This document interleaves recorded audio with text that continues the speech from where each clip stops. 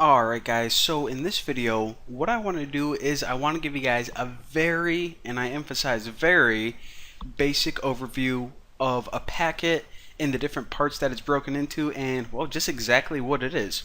So for this example, go ahead and open that file that you downloaded in the first video. So HTTP, and boom, there you go. So select packet number 4, and we can see already that this is a GET request. Now, I'm guessing that you guys are already a little bit familiar with GET requests. Basically, whenever you want a web page from, some server like Facebook or something, then you're going to send that server a GET request, and that server, hopefully, if everything works correctly, is going to send you back some HTML file. And it doesn't have to be HTML file, it could be like a picture, whatever. So we're just going to get something from a server. Now, whenever you're trying to look at a packet, to be honest, the way I think about it is it's really easy to understand if you think of it just like a package, like you're sending someone a package in the mail. So whenever you send them a package, then what you do is, you just don't send them an empty box. You need the address on it, and you put your return address in. You put some stuff inside the package, unless you do want to send them an empty box for some reason. But that's basically how packets work with computers as well. Whenever you look at a packet, what it basically is it's a package of information that you're going to send to another computer. So this packet right here is just a package that we're sending to some other server, and inside the package is pretty much saying, hey, give me a file. So we're going to start at the bottom right here, and let me minimize this and maximize that and spread it all out. Alright, so it all starts with HTTP, and this is pretty much the protocol saying this is the type of data that you're going to be sending, and this is how it's going to be formatted. So whenever the server gets this and sees that it's HTTP, that usually means, okay, so they're looking for some web file, maybe a picture, maybe just an HTML file, whatever. Now, there are rules that whenever we send an HTTP packet, that it needs to be formatted in a specific kind of way. So the server is going to look through things like request URI, request method, and it basically, like I said, these are the rules of how the data is formatted and what type of data it is. Now, we also need to include basic TCP information. Now, TCP, this is the protocol, and again, like I said, this is a really basic overview, but these are the rules on how we are going to connect to that server. Now, inside here, there's some real basic information like the ports that we're going to be using, and we're going to be taking a closer look at TCP, specifically the handshake or the process of exactly how they're connected in probably the next tutorial. But just remember, this is what type of data it is and how it's formatted, and these are the rules on how we're going to be connected. Now, we're also going to include IPv4 since we're using version 4 IP addresses, and this is the destination and return address information.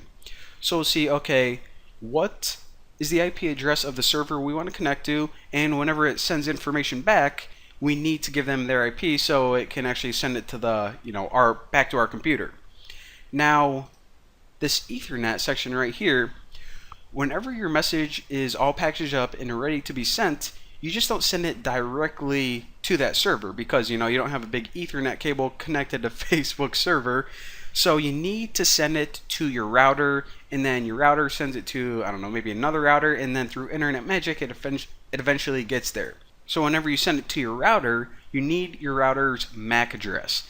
Now, whenever it goes to Facebook and comes back, it's going to go through your router, so that way whenever the data gets to your router, if a bunch of different computers are connected to it, then your computer's be like, hey, over here, that's for me. So basically this is the information to connect your computer to your router, and it uses MAC addressing and frames. This is basically the point where the software becomes real, because this software that's on our computer right now, you can't touch it, you can't hold it in your hand, it's just a program. However, what is eventually going to happen is the software, all these ones and zeros that somehow magically become a picture, they need to be converted into either like a if you're transferring it over Ethernet, a bit of electricity. If you're transferring it over fiber optics, then little pulses of light. If you're using Wi-Fi, then it's going to convert it into radio waves. Now, these frames, in this framing information, it includes a bunch of hardware information like the Mac header and the trailer, and it also includes Ethernet info. But basically, this helps software become real, so data that can actually be transmitted. Now we can actually see that data. So for example, if we see this is bytes on a wire. So whenever we transfer over a wire, an Ethernet cable, what's going to happen is it's going to send a pulse of electricity every time you see one, and it's going to hold off or not send one whenever you see a 0. So boop boop boop boop boop boop boop boop boop boop, kind of like a weird Morse code. So again, fiber optics, you would use light. Wi-Fi, these would be radio waves. And Wi-Fi protocol is, a whole different beast. It's complex, but that's the, like I said, real basic overview of how you pretty much look up memes on the internet. This is what's happening behind the scenes. Now, the cool thing is, once this gets to the destination, and once all these electrical signals get to like a server, I don't know, like Instagram server, then the first thing it's going to do is it's going to be accepting all of these electronic signals, and then it's going to go through and says, oh, we got some data. And then it's going to go backwards even more. Oh, we got some HTTP data. Oh, they requested this file, and this is how I'm supposed to send it back. So that's what we're going to do, and we're going to package it up in this kind of way, and whenever the server gets that package, it's going to unwrap it bit by bit and eventually see the message inside. And the message says, hey, yo, I want this dank meme, send it back.